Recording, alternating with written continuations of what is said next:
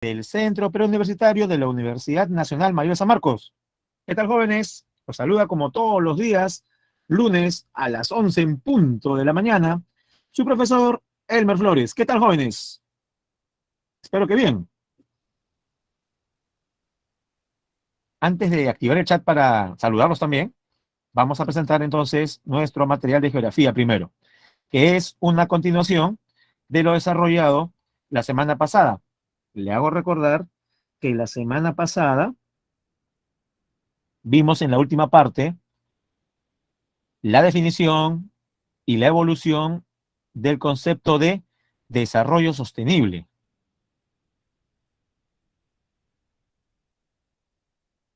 Vamos a presentar el material.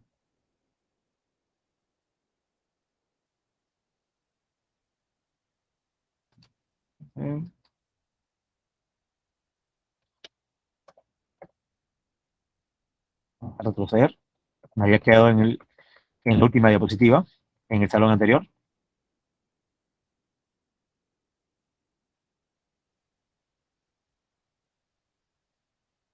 Ahí está.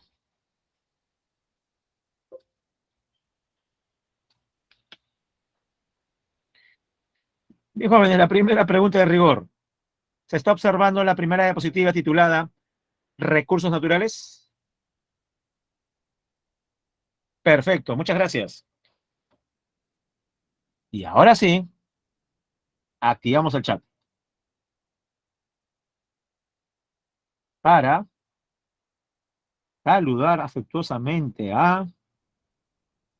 Primer saludo de Ángel Raúl, tenemos a Marleni, Piero Alfonso, Hans, Milagros Mary, Ariana Nicole, Nayel Rubí, Milagros Neri, Nancy Camila, Daniel Alfredo.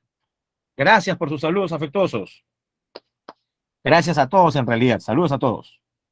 Y jóvenes, como habíamos culminado el tema de geografía la semana pasada en desarrollo sostenible, ¿qué le parece si retomamos más o menos ese concepto? ¿Se acuerdan que les puse un ejemplo acerca de lo inapropiado, ¿no? Para salvar al recurso anchoveta, proponer la veda total y eterna del recurso mencionado.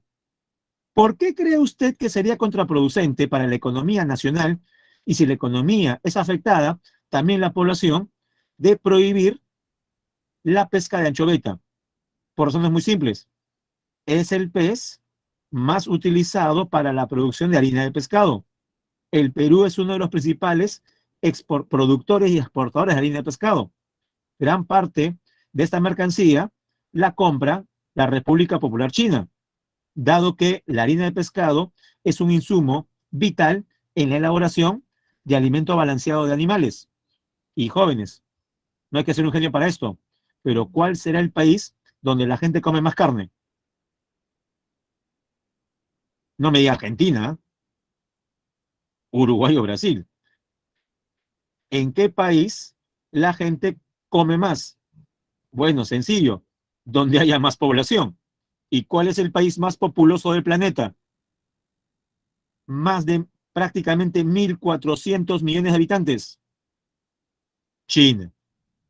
Ahora ya sabe por qué China es nuestro principal comprador de harina de pescado. Y la harina de pescado principalmente se elabora a partir de anchoveta. ¿Recuerda usted la semana pasada cuál sería entonces una mejor alternativa? ¿Debemos aprovechar la anchoveta?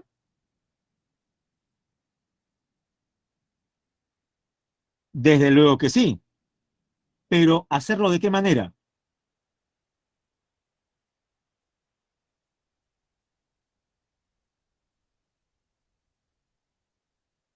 ¿En forma depredadora, excesiva, irracional? Claro,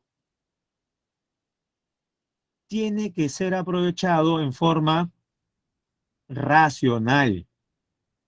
No pensar solamente en el presente, sino recordar que si depredamos el recurso anchoveta, ponemos en riesgo su existencia. ¿Usted se imagina que en un artículo usted lea, se extinguió la anchoveta en el mar peruano? ¿Sería o no sería un golpe muy duro? No solamente a la biodiversidad, sino a la economía. Que ya no existan anchovetas en el mar peruano. ¿Y todo producto de qué? De una excesiva extracción. En eso consiste el desarrollo sostenible, en aprovechar los recursos ahora. Sí, es verdad, para satisfacer necesidades ahora, pero también pensando en las futuras. Complete esa idea, por favor. Pensando en las futuras generaciones, para que éstas también tengan la capacidad de aprovechar y satisfacer sus propias necesidades. Bien, jóvenes, de eso hablaremos el día de hoy, pero enfocado en los recursos naturales. ¿Qué veremos? Nociones básicas y principales problemas que enfrenta la naturaleza, como la desertificación, la deforestación, la contaminación del agua, del aire y los suelos, así como el resultado de todo esto, la pérdida de biodiversidad. Antes de pasar a la segunda diapositiva, jóvenes, les hago una pregunta muy sencilla. ¿Es lo mismo desertificación que desertización? Si no escucho muy bien, escribo la otra palabra en el chat.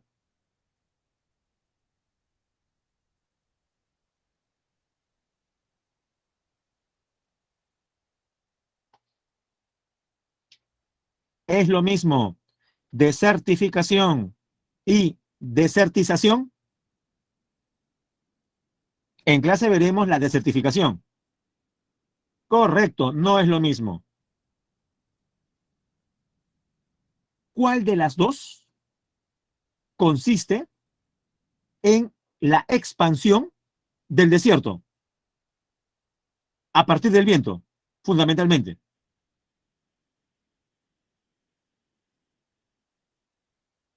¿La primera o la segunda? La segunda, correcto. La desertización es el aumento del tamaño del desierto. Es decir, la desertización es un proceso que se da en desiertos, ¿correcto? ¿Estamos bien? Perfecto.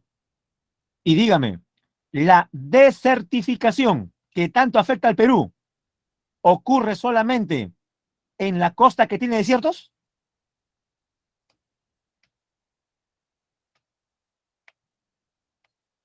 No, porque alguien podría llegarse por la palabra, profesor, no sé mucho del tema, pero si la palabra es desertificación y me suena a desierto, y los desiertos en el Perú están solamente en la costa, como el de Ica o el de Sechura, entonces, profe, yo colijo que la desertificación es un problema que afecta solamente a la costa. Vale decir, no hay desertificación ni en la sierra ni en la selva. Jóvenes, esto último que he dicho, ¿es verdadero o falso? Es falso. Sí hay desertificación en regiones andinas e incluso en la misma llanura amazónica. Muchos dirán, profesor, pero si la llanura es verde, ¿acaso hay un desierto? Es que la desertificación no es la conversión a un desierto. La desertificación es el proceso por el cual el suelo gana o pierde nutrientes. Pierde nutrientes. Pierde, merma material orgánico. Disminuye su capacidad productiva. En otras palabras, la desertificación es el proceso por el cual cualquier tipo de suelo, eso sí, más propensos son los suelos con poca humedad. Eso sí es correcto. Más propensos son los suelos con poca humedad. Pero en general, es el proceso por el cual los suelos sufren degradación. Eso es desertificación. Los suelos sufren degradación, lo que implica pérdida de capacidad productiva. Jóvenes, ¿se entendió la diferencia entonces entre desertificación y desertización? Perfecto. Pero por si acaso me cercioro, ¿se puede dar la desertificación en la Amazonía? Se puede dar. Así es. Ahora sí, pasamos a la siguiente diapositiva.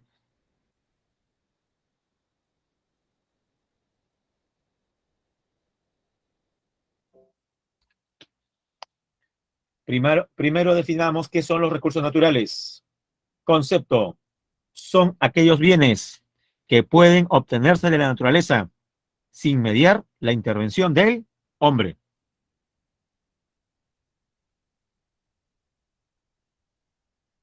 Sencillo, jóvenes, no es nada complicado. Componentes: los recursos naturales son aprovechados por el ser humano para la satisfacción de sus necesidades. Tienen valor actual y potencial en el mercado y contribuyen al desarrollo económico, dado que los recursos naturales serán las materias primas, serán los insumos para la transformación en bienes elaborados o semielaborados, que luego nosotros compramos o consumimos. Cuando usted estaba en la primaria, seguramente recibió una clasificación sencilla sobre recursos naturales. ¿Recuerda cuál es?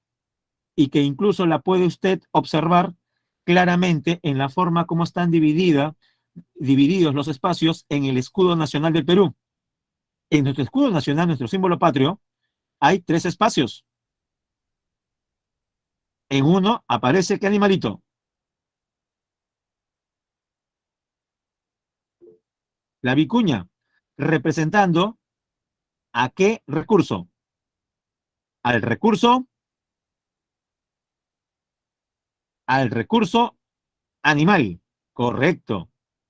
Al costado de la vicuñita vemos una especie. ¿A quién representa? No me asuste. Claro, representa al recurso vegetal. Pero ¿me puede decir el nombre del árbol? El árbol de la quina. Así es. Hay algunos que creen que es el árbol de la quinoa. No, jóvenes, la quinoa es un grano, es un cereal. Pero sí he escuchado, ¿ah? Sí he escuchado, ¿puede creerlo? Ya, la quinoa, dicen, no, quina, quina. De la quina se extrae una sustancia química llamada, llamada. ¿Nadie? ¿Nadie sabe cómo se llama la sustancia extraída de la quina? Bueno, se va a agarrar de cabezazos en la pantalla. ¿Nunca he escuchado hablar de la quinina? ¿Nunca por ahí ha tomado alguna bebida en cuyos ingredientes aparezca la quinina? ¿Nada? Usted toma... A ver, ¿ninguno de ustedes ha tomado alguna vez un energizante? ¿Quiere que haga propaganda gratuita? Jóvenes, no me cae ni un bolívar, ni un céntimo, pero lo voy a hacer. ¿No recuerdan ustedes de una bebida en lata de color plomo con azul que dice que te da alas?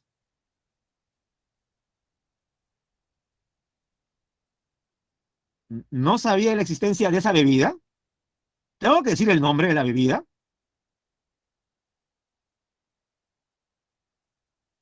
Claro, ya, lleva quinina. Y otras similares también.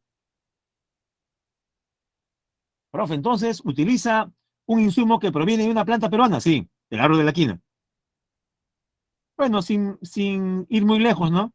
La bebida más popular en el mundo, ¿cómo se llama?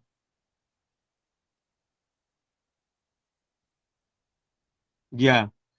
La primera palabra deriva de dónde? ¿O hace alusión a qué? ¿A una planta propia del Perú? ¿O no? ¿Cuánto nos cae a los peruanos por eso? Nada. pero la han utilizado. Bien. Y dígame, debajo del árbol de la quina, debajo de la vicuña, ¿qué aparece en nuestro escudo? Representando la riqueza mineral, la cornucopia, ¿no? Arrojando monedas de oro, la cornucopia. Disculpe que haga una explicación de temas tan sencillos, pero es para que recuerde que esa división en recursos vegetales, animales y minerales corresponde a qué criterio. Le doy dos opciones. ¿Es una división basada en la capacidad de regeneración o es una división basada en el origen? Es una división basada en el origen, ¿no? En los famosos reinos. Pero también existe otra, según su capacidad de regeneración. Así tenemos, ¿cuántos grupos? Renovables. Se pueden ir regenerando mientras se consumen. Ejemplos, jóvenes, ¿qué tipo de recursos se regeneran? Las plantas y los animales. La flora y la fauna es un ejemplo de recurso renovable porque se reproducen, ¿correcto? Pero también tenemos recursos que no se reproducen o si lo hacen en tiempos muy largos. Se denomina no renovables. Su tasa de extracción o consumo es mayor que la de su renovación. Ejemplo. Finalmente, jóvenes, ¿el petróleo se regenera o no? El origen del petróleo. Eso no regenerativo, por supuesto. Y si el petróleo se regenera de alguna manera, ¿por qué en los libros de ecología consideran al petróleo como recurso no renovable? ¿Saben por qué? Porque a escala del tiempo humano lo hacen en cientos de miles de años. Y un ser humano o una generación no va a esperar cientos de miles de años para que la materia orgánica muerta se convierta en petróleo. O sea, si nos basamos en tiempo humano, el petróleo es prácticamente estático, ¿correcto? Demora demasiado. Más rápida en reproducción es la flora y la fauna. ¿Se entendió entonces, jóvenes, la diferencia entre renovables y no renovables? Ya, al grano, jóvenes. ¿Qué tipo de recursos son no renovables? ¿Los animales, las plantas o los minerales?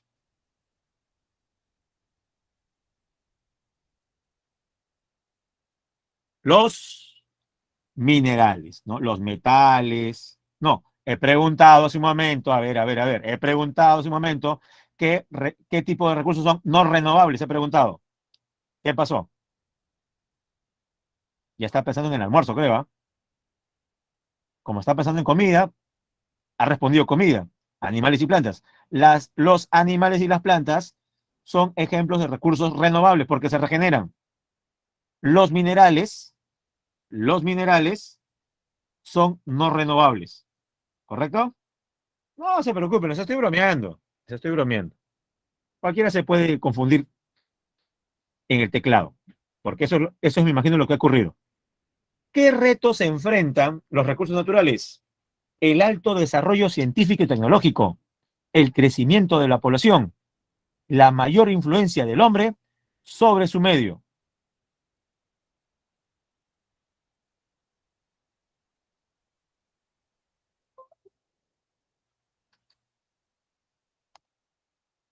Principales problemas que afectan a los recursos naturales.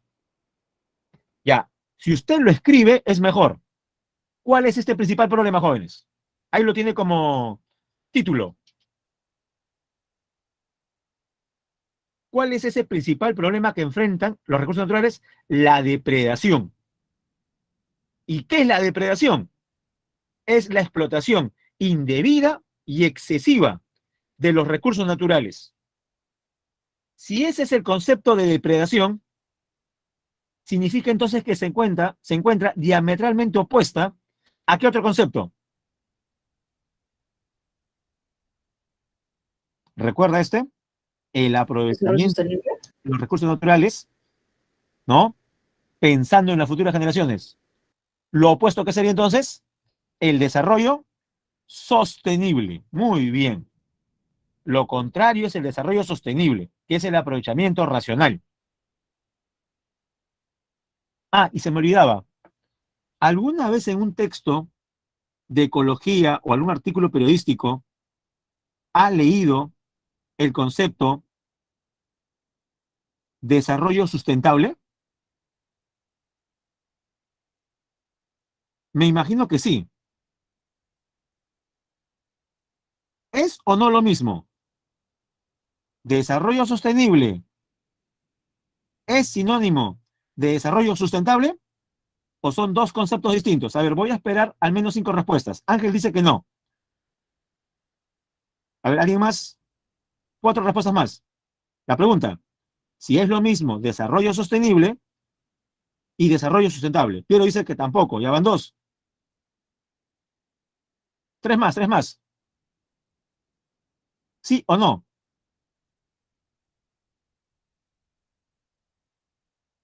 ¿Solamente 2 quieren participar? A ver, tenemos una respuesta más aquí. Sandra dice que no, ya van 3. Gracias, Sandra. Ángel, no. Piero, no, son distintos. Sandra, no. 2 más, jóvenes. Aviéntese con confianza. Eso no es lo mismo, desarrollo sostenible y desarrollo sustentable. Ariana dice que no, ya van 4. Falta una nada más. Falta una respuesta.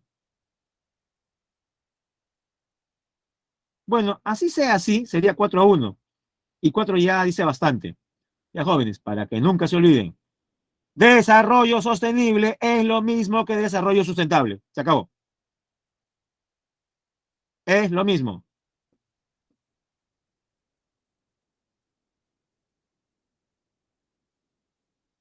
Profe, ¿qué pasó? Una mala traducción del inglés al español ha generado cierta confusión en algunos especialistas, pero formalmente es lo mismo, así que no se haga problemas. La próxima vez que usted lea un artículo que diga desarrollo sustentable, no pasa nada si lo reemplaza por sostenible, que es lo que nosotros ya hemos desarrollado, hemos visto la semana pasada, ¿sí? No tiene dudas, ¿será lo mismo? ¿Lo debo entender así? Sí, es lo mismo. Causas de la depredación: aumento de la población y sus necesidades. Uso de tecnologías. Aquí voy a recurrir a la primera clase que usted tuvo de economía en este ciclo. Su profesor o profesora de economía dio la definición de esta disciplina. Bien resumido, ¿me puede escribir en el chat qué es la economía? ¿O de qué se ocupa la economía?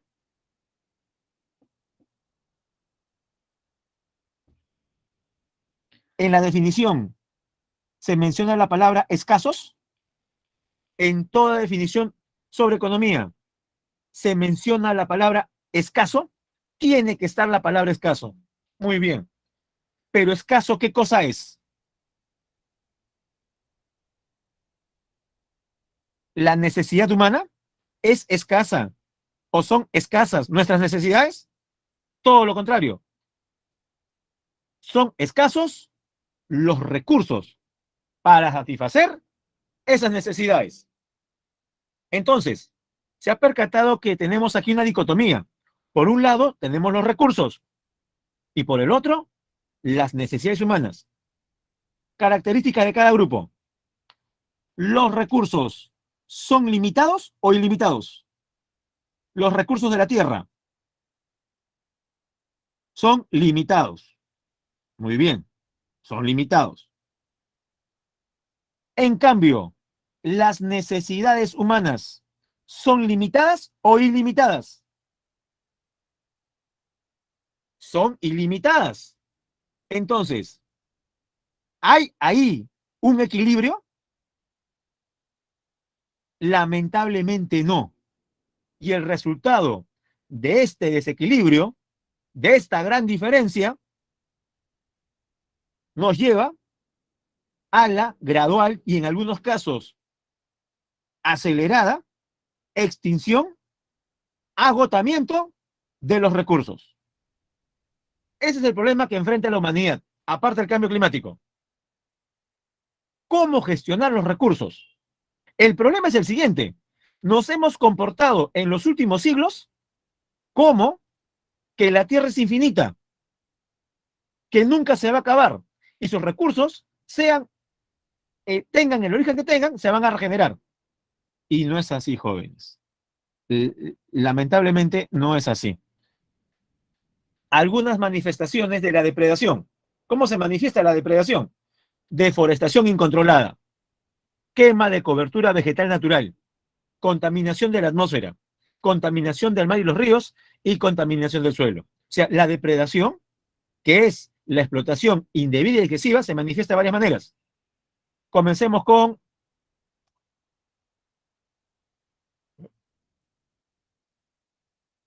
Comencemos entonces con la desertificación. Por suerte ya la había definido al inicio. No está de más recordar. ¿Qué es la desertificación? Es la degradación del suelo en zonas áridas, semiáridas y subhúmedas.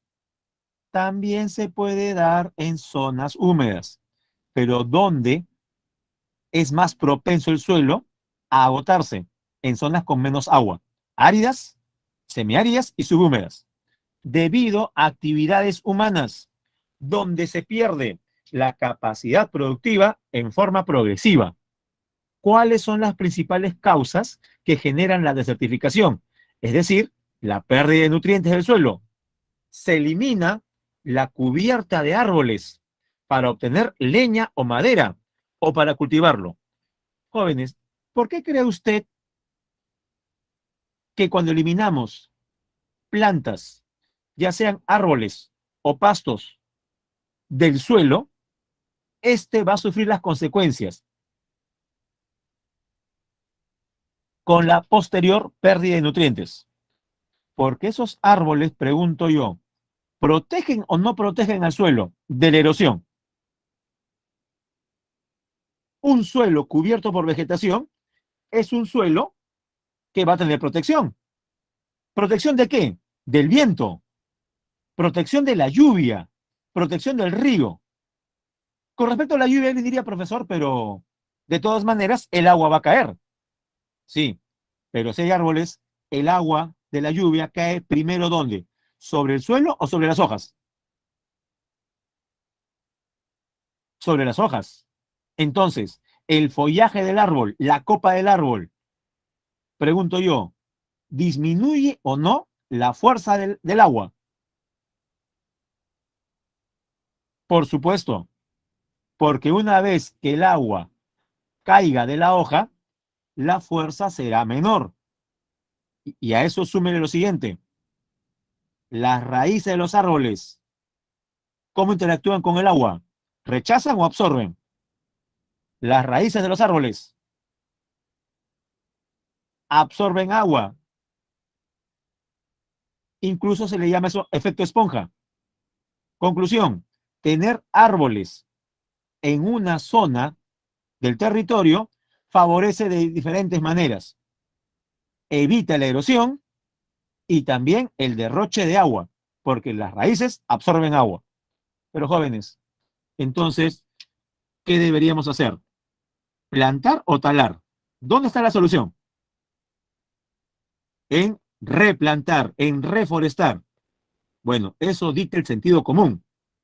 Ahora dígame, ¿eso es lo que hace la mayoría? ¿Reforestamos? No, talamos.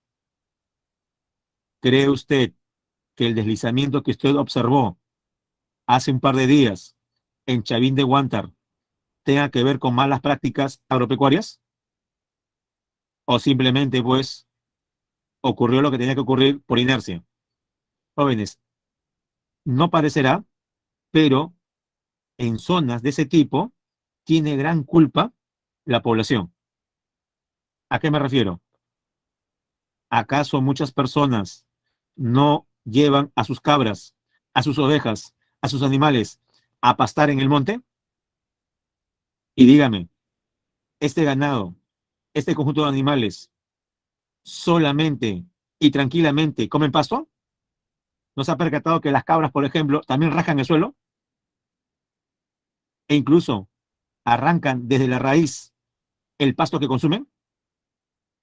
Entonces, aplicar el sobrepastoreo en esas zonas le da mayor consistencia o le da mayor debilidad al suelo. El sobrepastoreo conduce a una mayor consistencia o una mayor debilidad del suelo, una mayor debilidad.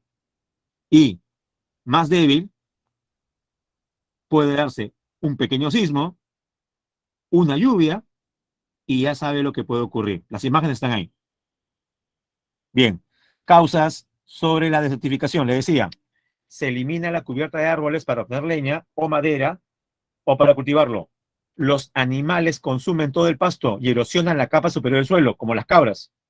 La agricultura intensiva agota los nutrientes del suelo, no le da espacio al descanso. Y último, se producen periodos de sequías muy prolongados. Desertificación. Mire cómo se cuartea el suelo. Miren las fotos, especialmente la parte superior.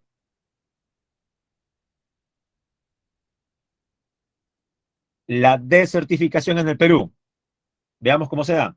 El Perú ocupa el tercer lugar entre los países con mayor extensión de tierras secas a nivel de América del Sur. Las tierras secas alcanzan más de 516.000 kilómetros cuadrados. ¿Qué significa esto? 40% del país. Dígame usted si no somos un país bien extraño. 40% está seco, 60% es bosque tropical y está muy húmedo. Como que no hay términos medios. 40 seco, 60 húmedo. Profe, ¿y ese 40% de dónde viene? Es la suma de la costa con la sierra. Y el 60 obviamente corresponde a la Amazonía. Cerca de la tercera parte de la superficie del Perú, cerca del 30%, se halla en algún estado de desertificación, ya sea como zona declarada ya desertificada, que sería ¿cuántos jóvenes? Está entre paréntesis. ¿Qué porcentaje del Perú podemos decir que ya está desertificado y por tanto perdido, degradado? Redondee. De todo el territorio nacional, ¿qué porcentaje ya está desertificado? Puede redondear, 3%. No es mucho, no es muy grave por la cifra, peor sería que sea 13, pero sigue leyendo. O en proceso de desertificación. Redondee, en proceso. O sea, de aquí a unos años también va a ser desertificado. ¿Cuánto? 24%. Ese es el resultado, jóvenes. 3% ya desertificado y perdido y 24% que se va a perder. Sumemos, ¿cuánto nos da?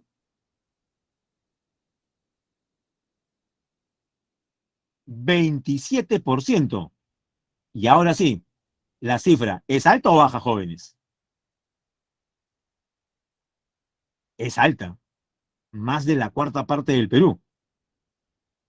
Profe, hay que hacer algo. Ya, 3% está perdido. Pero ese 24% lo podemos salvar. ¿Qué dice usted? Ese 24% que está en proceso, ¿se puede salvar? ¿Se puede atenuar? Sí, pero hay que hacerlo correcto. Veamos qué. Bueno, ya tiene un alcance. Reforestar, por ejemplo, pero hay otras medidas también. Seguimos.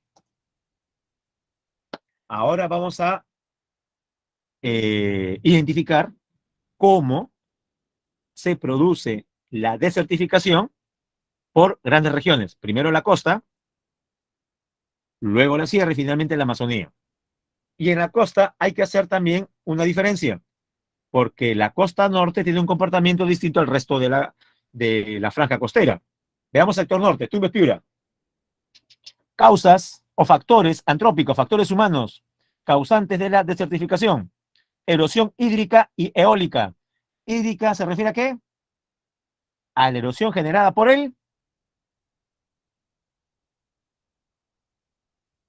A ver, jóvenes, por el agua, ya sea de lluvia o de río. Pero también dice eólica, se refiere a la erosión causada por el viento. Muy bien. Y usted dirá, profesor, pero ¿por qué tendría el viento y el agua que afectar? Porque han quemado y talado el bosque, pues ya no hay cobertura. Por tala y quema de la vegetación y sobrepastoreo por cabras. El primer departamento del Perú en producción de caprinos es Piura. Y creo que no es sorpresa para la mayoría. ¿Ha escuchado usted hablar del picante de cabrito? O algo mejor, el seco de cabrito con frijoles. Dígame, esa maravilla de nuestra gastronomía peruana, ¿dónde la conseguimos? En el lugar donde hay mayor producción de cabras. ¿Qué departamento les dije?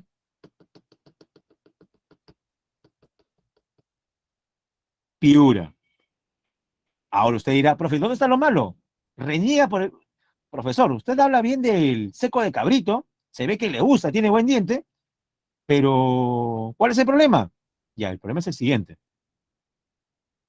que esa cabra es llevada a campo abierto, en el desierto de Sechura, y, y uno de sus alimentos preferidos es el algarrobo. Claro, la cabra no va a subir el algarrobo, aunque algunas lo hacen, ¿ah? ¿Algunas ha visto cabras en las ramas de los árboles? ¿Se puede subir una cabra a un árbol? Lo puede hacer. ¿Y para qué se sube? ¿Para tener una mejor vista? ¿Para dormir? ¿Para parearse? No, para comer las hojas de las ramas. Algunas cabras se suben al algarrobo y las que no, porque están más gorditas de repente, más rechonchitas, reciben ayuda de quién? Del dueño, del ser humano. ¿Qué hacen los habitantes en algunas zonas de Chura? Cortan las ramas del algarrobo y se las dan a las cabras. Incluso talan el algarrobo para que sirva de alimento a la cabra. Y lo que es peor, ¿no? ¿Para qué talar todo un árbol si solamente vas a darle las hojas? Pero bueno, al cortar el árbol, este se cae y las hojas quedan en el suelo.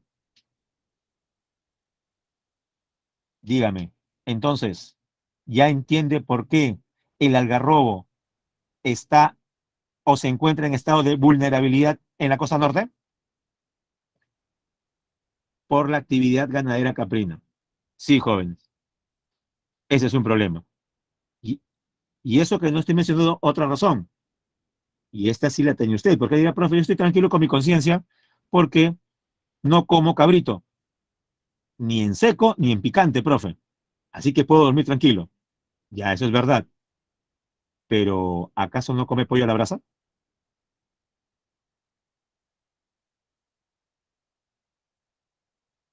¿Ha comido pollo a la brasa? Por supuesto. Profe, no me diga que mi consumo del rico pollito a la brasa está depredando los bosques de algarrobo de la costa norte. Así es. Usted y yo somos culpables. Contribuimos con el problema. ¿Cómo así, profe? No entiendo.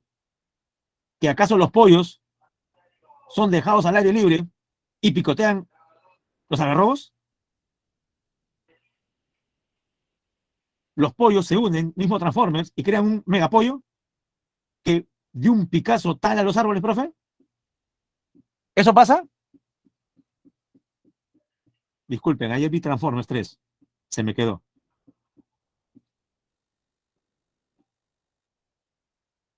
Obviamente no. Entonces, son los seres humanos que talan los algarrobos.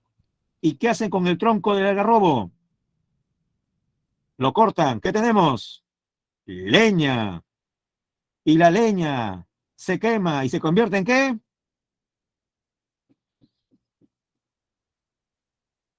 En brasa, en carbón. Y en las pollerías, cómo se cose el pollito. Algunos dicen a la leña, ¿no? ¿Ha visto esos restaurantes, esas pollerías? Pollo a la leña. Ya. ¿La leña de dónde? Del algarrobo, jóvenes. He ahí su consumo. Algo hay que hacer, jóvenes. Otros dirán, profesor, a la leña es más rico, pues, profe. Sí, es verdad, es más rico, pero ¿qué hacemos? Regular el sector. Deberían buscar la manera de que cada pollería que cose nuestro rico pollo a la brasa a la leña tenga una certificación de que la leña que se está utilizando no sea de algarrobo. O, si lo fuese, que ha sido reforestado, que ha sido extraído, pero en la zona de Piura ha sido reforestado. Ahora dígame, ¿usted cree que exista eso? Conciencia cívica por parte de los empresarios para hacerlo de esa manera. He ahí el problema, no es regulación. A nadie le interesa sobre estas cuestiones. Ni al, ni al empresario y lastimosamente tampoco al consumidor. Al menos debería venir de nosotros. La única manera sería que la gente comience a preguntar. Antes de entrar a una pollería, quiero hablar con el gerente.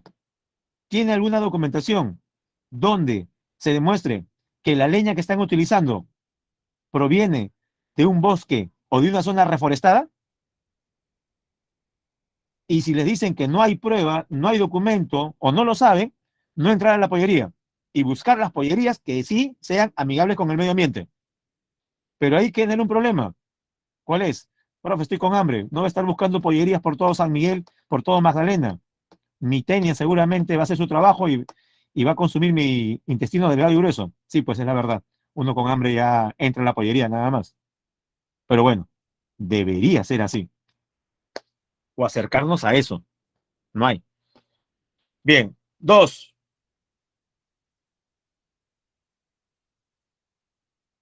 Ajá. Ahí está. Buena pregunta, Nancy. Ya, yo por esa razón es que me privo de consumir pollo a la leña. Sí, hace ya más de una década que no como pollo a la leña. Porque no hay forma de que yo pueda saber que la leña proceda de un lugar reforestado. Ahora le diré que ganas no me faltan de comer pollo a la leña, ¿eh? Sueño con el pollo a la leña, pero ya pues, hay que morir en el hijo, ¿eh? Hay que morir en los principios de uno, ¿no? A la brasa sí, a la brasa sí consumo, no hay problema, porque es un carbón que procede justamente ya de una industria ya predeterminada. Ya, segundo problema,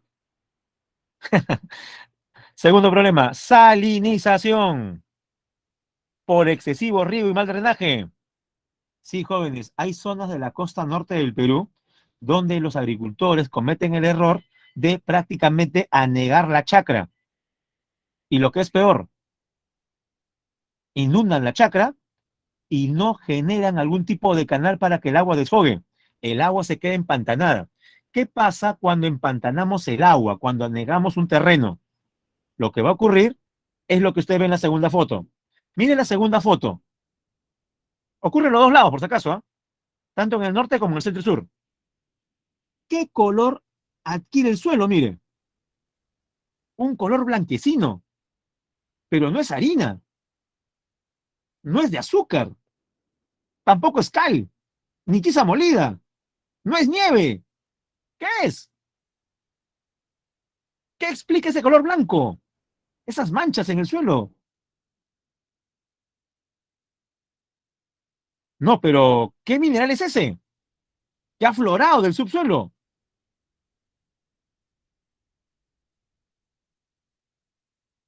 Jóvenes, si el proceso que estoy explicando es salinización, ¿qué mineral es ese?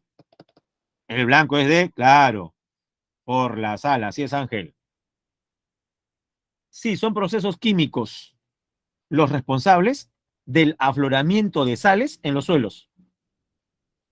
Es que recuerde también que estas chacras se encuentran próximas al mar. Esa es otra de las razones. Tercer problema en el norte, nuevamente desertificación. por la tala de los bosques de algarrobos y zapotes, otro árbol de Piura. El desierto se extiende y las dunas avanzan sobre las áreas agrícolas.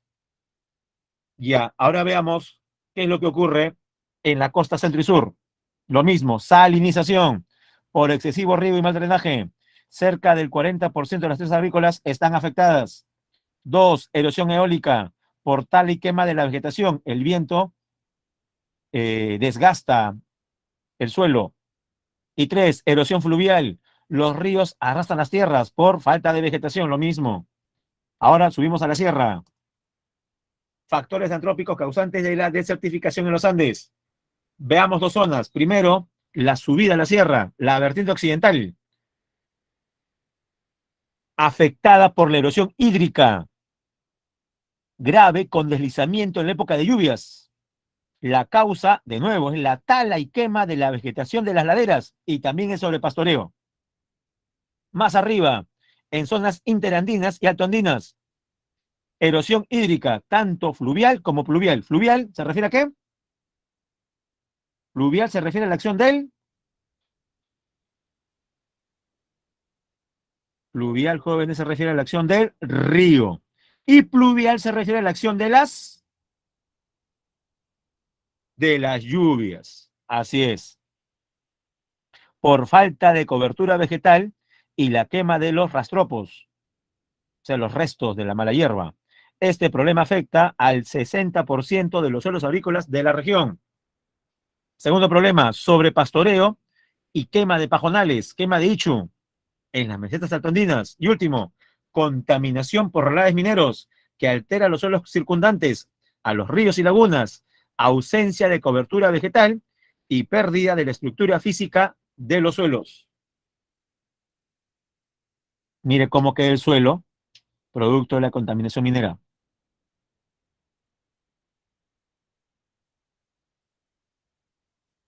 Y ahora es el turno de hablar de la selva. Factores antrópicos causantes de la desertificación en la Amazonía. Selva alta, selva baja. Selva alta, erosión hídrica grave por las excesivas pendientes, las altas precipitaciones y la deforestación incontrolada. Generan deslizamientos y huaicos. Malas prácticas agrícolas que eliminan la materia orgánica y no la restituyen en forma natural. En la selva baja, erosión fluvial, la deforestación masiva de las orillas de los ríos produce una acelerada erosión de las mejores tierras aluviales. Claro, porque esos árboles le daban consistencia al suelo. Al desaparecer los árboles, el suelo se vuelve más deleznable y más fácil actúa la erosión del río. Y por último, las malas prácticas agropecuarias que eliminan la materia orgánica. Y a todo esto, ¿qué es lo que se puede hacer contra la desertificación? Veamos algunas medidas en el marco del desarrollo sostenible. Coordinar la gestión de las tierras y de los recursos hídricos. Esto implica manejo de cuencas. Proporcionar a las comunidades locales los medios necesarios para que puedan prevenir la desertificación y gestionar con eficacia los recursos de las tierras secas, o sea, ser capacitados por expertos del Ministerio de Desarrollo Agrario y Riego. Apostar por modos de vida alternativos que no dependan del uso tradicional del suelo. Claro, especialmente en el Perú, sabemos que la agricultura genera muchos puestos de trabajo, porque es lo que tenemos ahí, el suelo para ser aprovechado. Pero podríamos también obtener ingresos de otras actividades. Y de esa manera podríamos hacer descansar más tiempo el suelo. ¿Qué actividades podrían complementar a la agricultura? Aquí se mencionan algunas. La acuicultura en las zonas secas, es decir, la construcción de piscigranjas. La agricultura de invernadero y las actividades relacionadas con el turismo. Si estamos en Sierra y Selva, el ecoturismo, que requieren un menor uso de las tierras y de los recursos naturales locales. ¿Observa usted en la segunda foto los peces en el estanque? Por supuesto, he ahí una piscigranja. La acuicultura, el ecoturismo y la agricultura de invernadero podrían, repito, ayudar a que el suelo ya no sufra tanta presión. Deforestación. Segundo problema es el retiro de árboles sin una replantación adecuada. Causas. Agricultura migratoria y comercial. Esta es la más importante. Si le preguntan cuál es la principal razón de la deforestación, la respuesta es la actividad agrícola, tanto migratoria como comercial. Migratoria, la realizada por los habitantes de la zona para subsistir. Comercial, cuando hay grupos de poder que invierten justamente para sembrar en territorios que fueron bosques cultivos de alta demanda, legales o ilegales. De los legales, café, cacao, té, palma aceitera. Y de los ilegales, la hoja de coca orientada a la producción de cocaína para narcotráfico. Pero fuera de la agricultura también tenemos la minería ilegal de oro. En el caso del Perú, jóvenes, ¿en qué región, departamento, este problema es más acentuado? Y para extraer el oro se utiliza mercurio, inclusive. De ahí los altos niveles de contaminación, no solamente en los peces, sino en las personas. No los leo, jóvenes. ¿En qué parte de la selva peruana incide más la minería aurífera ilegal? Aurífera es la de extracción de oro.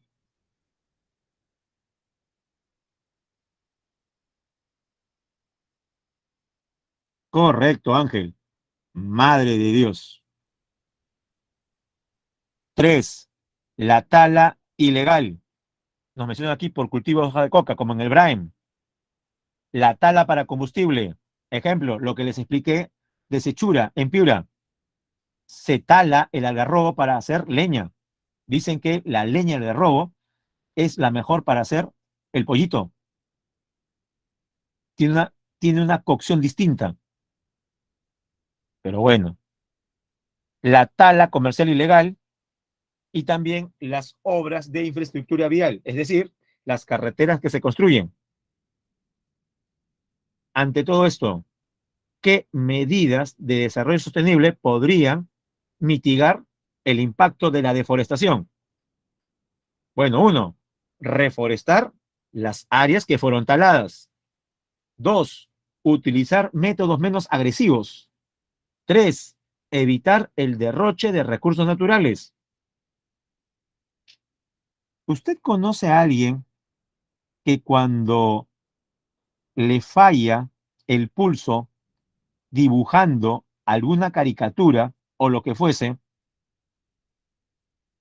simplemente agarra la hoja de papel, la arruga y la arroja a un cesto, seguramente ubicado a un par de metros, como quien prueba la puntería, como si fuera baloncesto? Nancy nos dice que su hermanito hace eso. Esta acción no es derrochadora.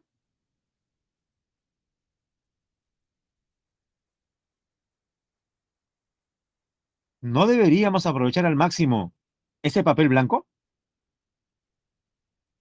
Yo creo que sí. Pero bueno, en el caso de Nancy menciona que es un niño, ¿no? Hay que enseñarle. Se puede reciclar incluso. Así es.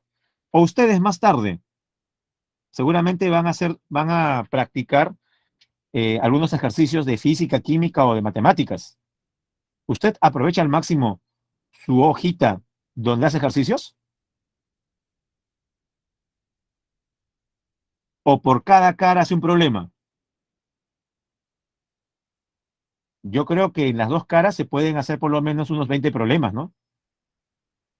Correcto, Ángel. Ángel aplica aquí la técnica Nazca. Horror al vacío. Muy bien. Todo lo llena. Hay que aprovechar al máximo. Esa es una buena medida. Aunque habrá gente mal hablada que cuando ve estos casos dirá, profe, qué tacaño, para nada. O por último, ya, si hay que ser tacaño por la naturaleza, bienvenido, jóvenes. No se olvide, evitar el derroche de recursos naturales. Bien, jóvenes, siendo las 11:56, nos vamos al último receso. ¿Le parece? Y nos reencontramos a las 12:10. Perfecto, jóvenes. Entonces tenemos una pausa de 15 minutos.